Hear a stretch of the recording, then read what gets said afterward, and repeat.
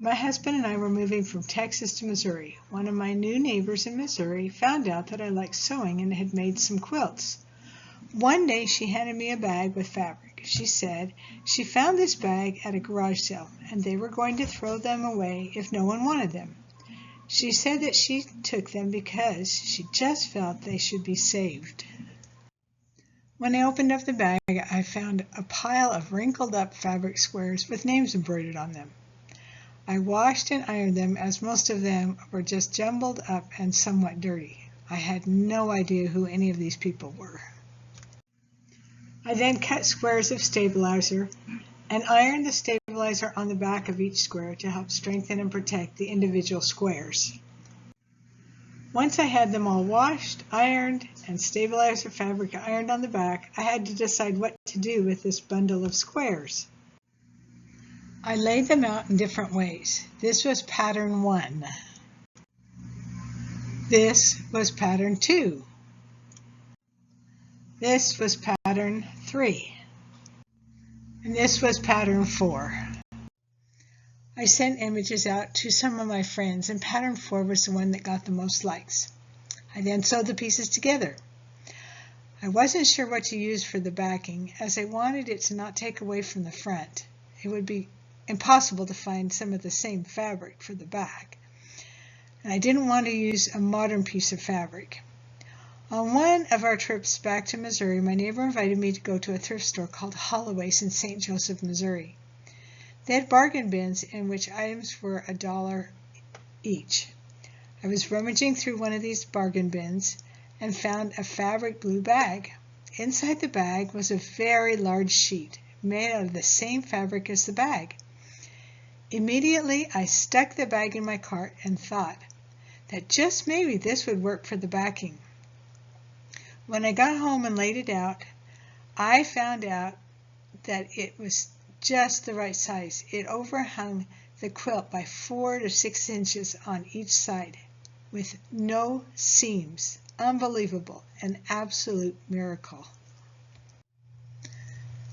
I then went through my fabric and tried to figure out what to use for a border and for a binding on the quilt.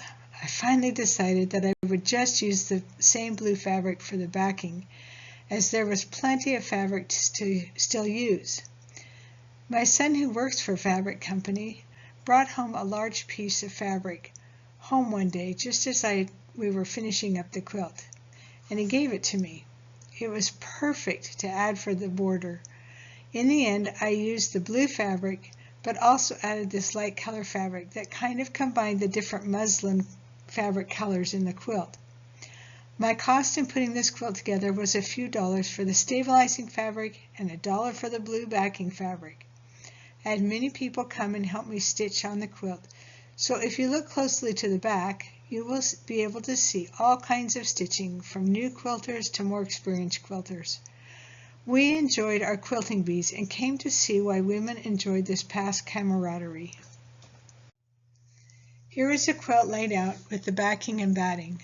I got it to this point, and then we were in the midst of moving from Texas to Missouri, so the quilt project got set aside for about a year. During this time, I wrote down everyone's names and then started searching for these people in historical records, mostly the census records. I found most of them living in Clay County, Missouri in 1930 and 1940 census records. A few were in Jackson County, Missouri, and a few others from surrounding areas. One of my friends said she guessed that the fabric from the squares was from flour sack bags. I looked it up, and back in this time period, people purchased their flour in fabric bags. I believe she is correct.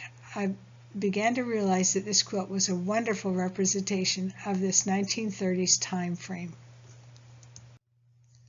This is how the back of the quilt turned out. This is the front of the quilt. The quilt was hand-stitched by volunteers. It took about 6 months to complete the hand-stitching, working on it once a week. There were about 25 people who helped find, design, sew together, set up, and hand-stitch this quilt. We don't know how many people did the original squares, as some of them look like they were done by the same person, but most of them seem to have been done by individuals. There are many family ties to this quilt. It appears that the Hagers and the Robinsons are related, and were most likely the family or families behind putting this quilt together. Those of us who worked on this quilt hope it will help preserve the memory and history of homemade quilting and help someone learn about their ancestor or ancestors. This quilt will be donated to the Clay County Historical Museum in Liberty, Missouri. If you know anything more about this quilt or the people on it, please contact them or make a comment to this video. I feel very privileged to have been a part of this quilt. I hope you will appreciate the history of this quilt in the 1930s and the modern history of finding it and putting it together. These are the names of the people found on the quilt in alphabetical order. The next 60 or so images are an alphabetical listing of each person on the quilt and a few facts about that person, if they could be found. This is the layout of the quilt, with each square being numbered. The numbers of the squares correlate with the number on each slide in the bottom left corner. The information came from Family Search. There is an identifier number for each person found in Family Search. A few of the people could not be identified.